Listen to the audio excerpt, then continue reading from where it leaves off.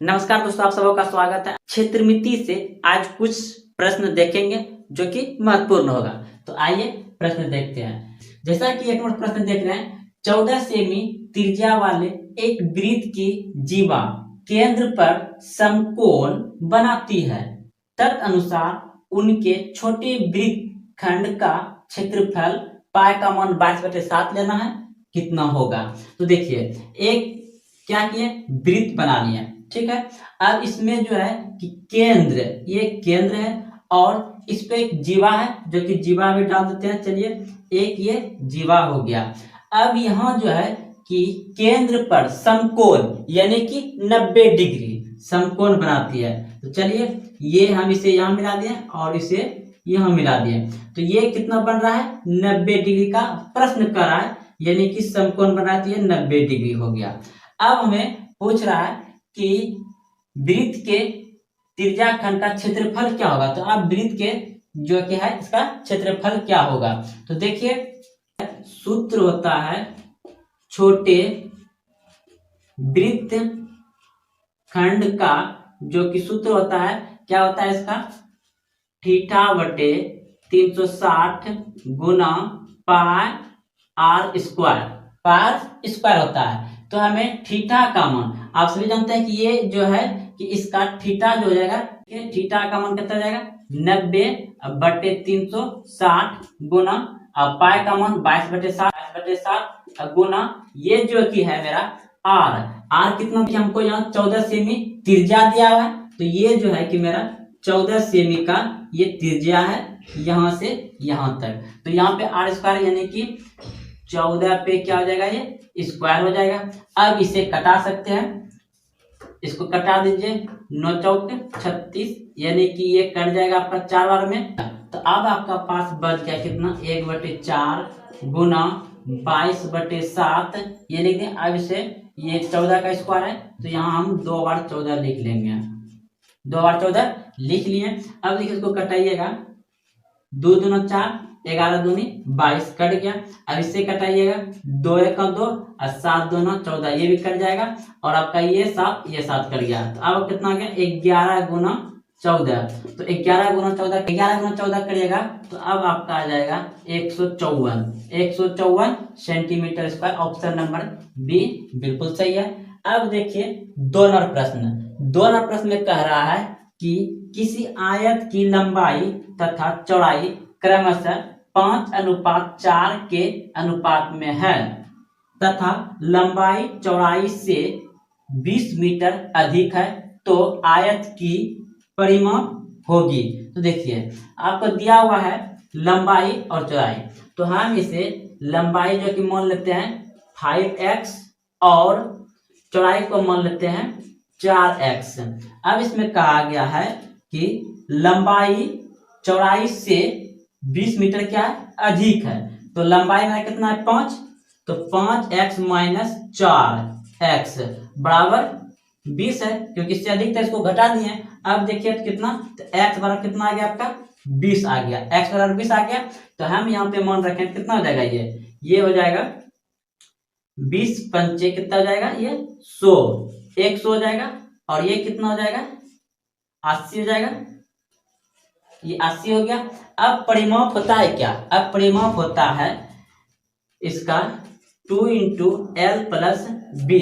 तो अब देखिए, 2 और इसे दोनों को जोड़िएगा, यानी कि यहाँ 100 + 80 तो कितना हो जाएगा? ये यानी कि हो गया 2 गुना 180।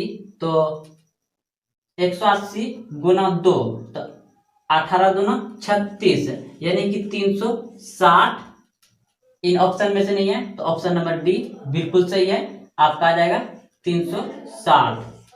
सवाल नंबर 3 कह रहा है 6 मीटर और 11 मीटर ऊंचाई के 2 खंबे एक सपाट मैदान पर सीधे खड़े हैं। यदि उनके तल के बीच की दूरी 12 मीटर दूरी है, तो उनके शीर्ष के बीच की दूरी ज्ञात करें। यानी कि सवाल कह रहा है कि 2 गो खंबा है। एक खंबा है कितना का? एक खंबा है ये 6 मीटर का, ये जो है 6 मीटर का है। और दूसरा खंबा जो है वह 11 मीटर का है। तो दूसरा खंभा जो है कि 11 मीटर का है। ये यहाँ से यहाँ तक 11 मीटर का है। और इसके सपाट ये जो कि जमीन का है वह जो है कि कितना है, 12 मीटर की दूरी है, बीच की दूरी। तो ये हो गया 12 मीटर बीच की दूरी, ये हो गया 12 मीटर। जब ये भी है तो ये भी मेरा कितना हो जाएगा, बीच का दूरी 12 मीटर, ये भी हो जाएगा। अब देखिए पूछा है क्या, ये शीर्ष यानी कि यहाँ से यहाँ तक पूछा है हमको दूरी कितना होगा। तो जब देख रहे ये 6 है तो ये भी 6 हो जाएगा।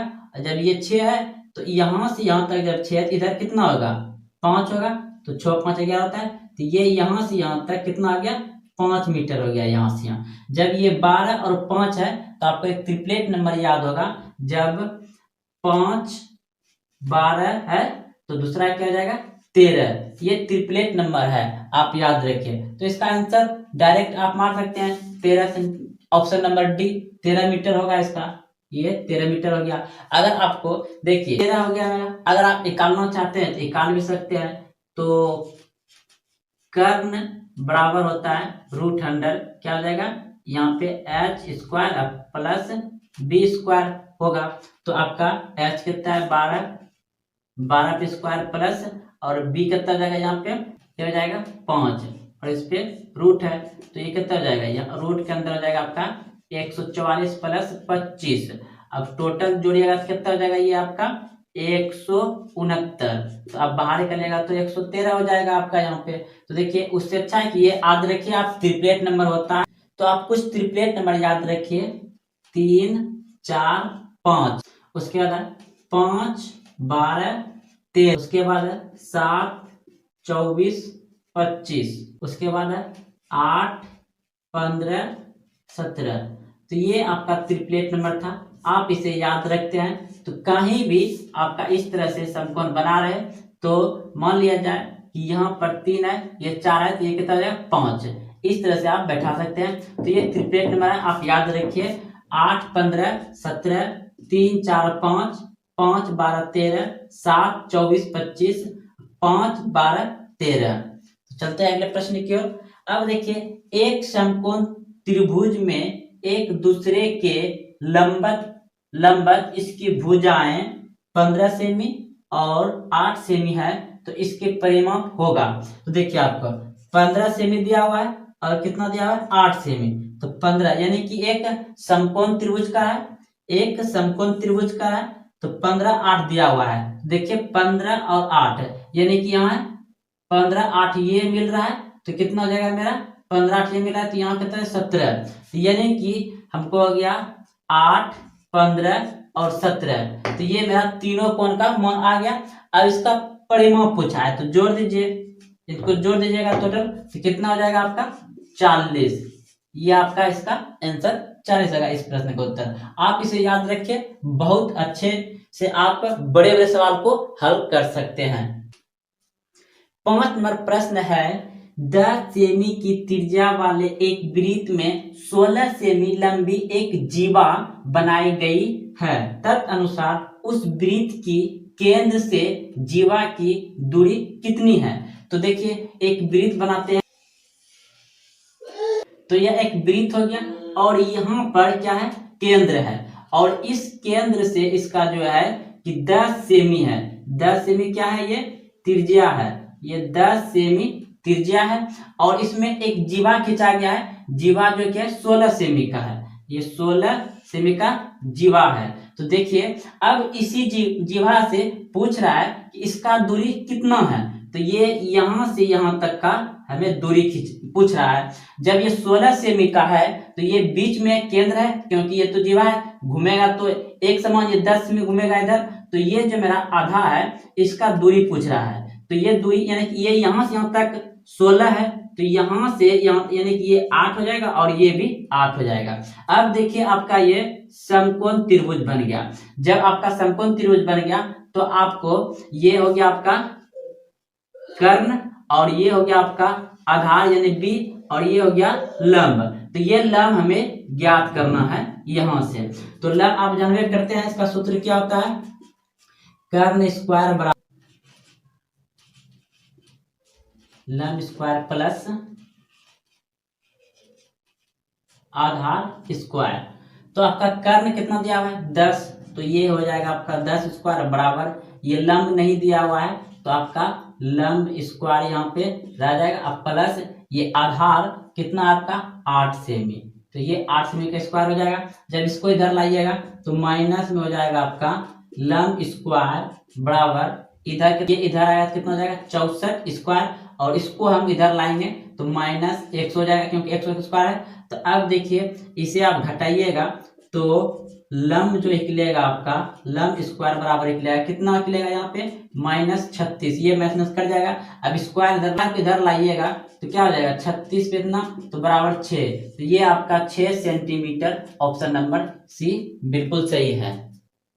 6 नंबर प्रश्न है, दो वर्ग के विकर्ण 2:5 के अनुपात में है, उनके क्षेत्रफल का अनुपात ज्ञात कीजिए। यानी कि दो वर्ग है, दो वर्ग दिया गया है आपको, इस तरह से दो वर्ग दिया गया है और इसका जो है क्या है ये विकर्ण का अनुपात दिया गया है, दोनों का विकर्ण का अनुपात दिया गया है। तो पूछा है कि उन दोनों वर्ग के अनुपात का क्षेत्रफल क्या होगा, तो वो क्या हो जाएगा स्क्वायर हो जाएगा। जैसे कि यहाँ देख रहे हैं तो क्षेत्रफल का अनुपात कितना हो जाएगा 4:25। लेकिन ध्यान रखिएगा क्षेत्रफल के सिवाय अगर प्रश्न में इस तरह दिया रहेगा कि दो वर्ग के विकर्ण का अनुपात है 2 और 5, तो अगर उसमें पूछ दिया जाए कि उन दोनों परिमापों का अनुपात कितना होगा तो वही रह जाएगा 2:5 ही रह जाएगा। और हाँ, दोनों वर्ग का जो अनुपात दिया रहेगा, अगर प्रश्न में पूछ लिया जाए कि दोनों भुजाओं का अनुपात क्या होगा तो वह भी वही रह जाएगा, जैसा कि यहाँ देख रहे हैं 2:5 है। और अगर विकर्ण की लंबाई का अनुपात है तो विकर्ण की लंबाई का अनुपात तो इसमें ये है 2:5। लेकिन क्षेत्रफल में परिवर्तन होता है जब हमें दो वर्ग के विकर्ण का अनुपात देता है। किसमें परिवर्तन होता है? सिर्फ क्षेत्रफल में। जैसा कि यहाँ आप देख रहे हैं 4:5